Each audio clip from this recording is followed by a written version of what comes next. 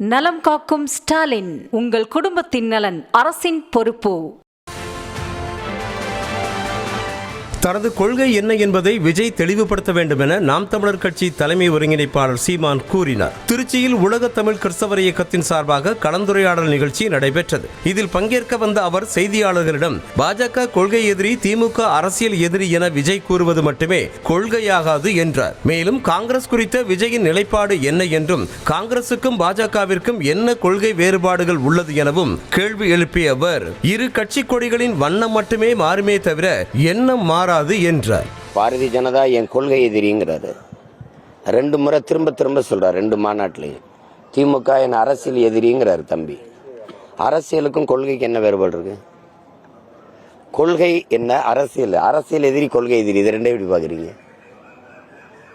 இப்ப பாரதிய ஜனதா என்னுடைய கொள்கை எதிரினா என் கொள்கை என்னன்னு சொன்னாதான் அது எதிராக இருக்கா இல்லையான்னு எனக்கு தெரியும். என் கொள்கை என்ன? பாரதிய ஜனதா என் கொள்கை எதிரி, திமுக என் அரசியல் எதிரின்னு சொல்றதே ஒருத்தர் கொள்கையா இருக்க முடியாது.